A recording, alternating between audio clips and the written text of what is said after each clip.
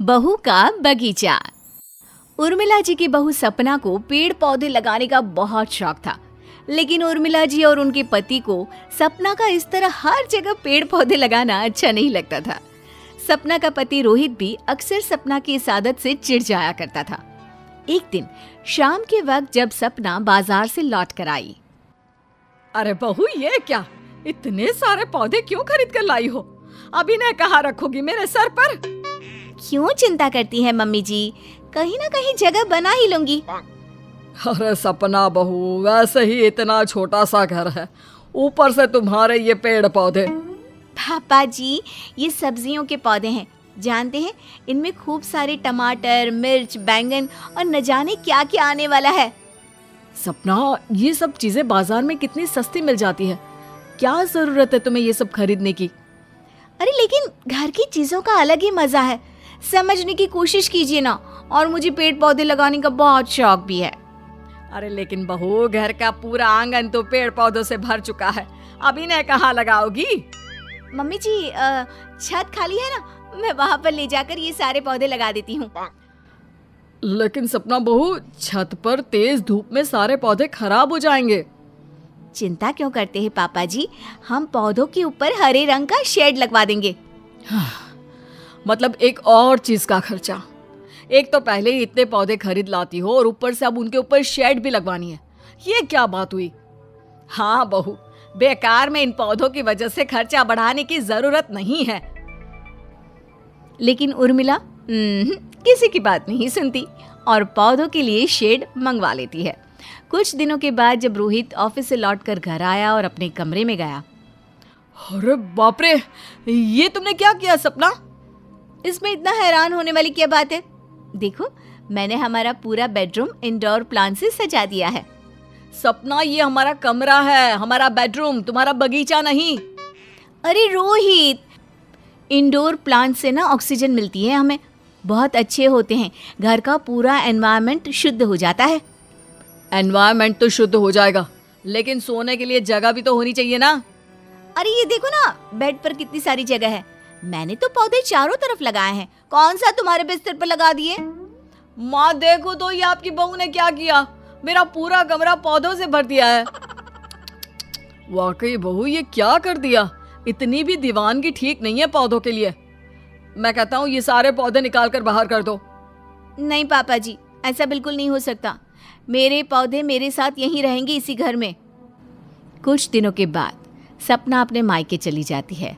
उसके जाने के बाद उर्मिला जी और रोहित मिलकर सपना के सारे पौधों को घर से बाहर निकाल देते हैं।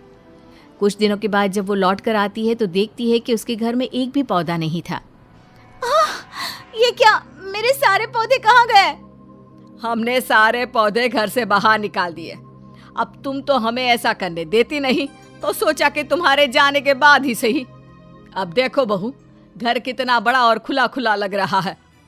हाँ सपना, तुम ना कुछ ज्यादा ही पौधे ले आई थी, घर में सामान रखने की भी जगह नहीं थी यहाँ पर। ये आप लोगों ने अच्छा नहीं किया, मैं अपने पौधों को अपने बच्चों की तरह प्यार करती थी, ये बहुत गलत बात है, मैं आप लोगों को कभी माफ नहीं करूंगी। सपना उदास होकर चली जाती है। कुछ दिनों के बाद उर्मिला के पति यानी कि सपना के ससुर जी की तबीयत खराब हो गई और उन्हें जोर जोर से खांसी आने लगी। रोहित और सपना उर्मिला जी के साथ उन्हें अस्पताल लेकर गए।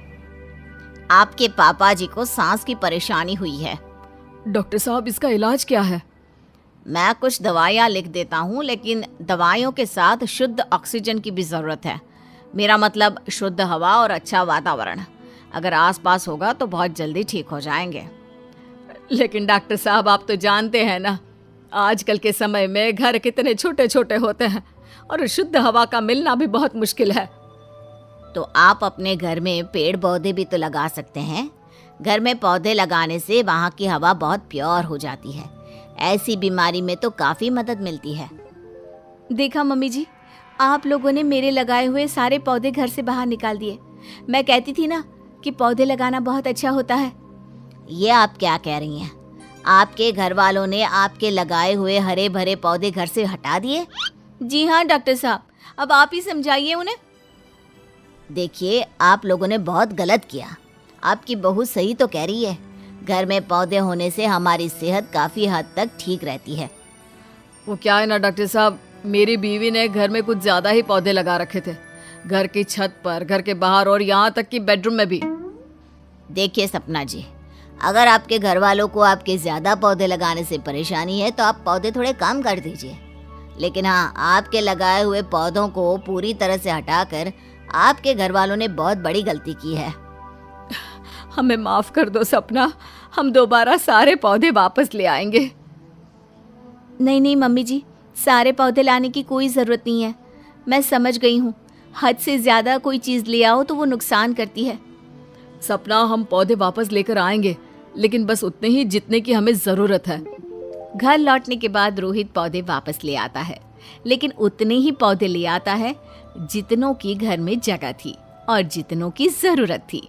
पौधों की वजह से घर की हवा एकदम ताज़ी हो जाती है, घर का माहौल हरा भरा हो जाता है, जिसकी वजह से रोहित के पापा की तबीयत जल्द ही ठीक हो जाती है और इस बात से घर के सभी लोग बहुत खुश हो जाते हैं।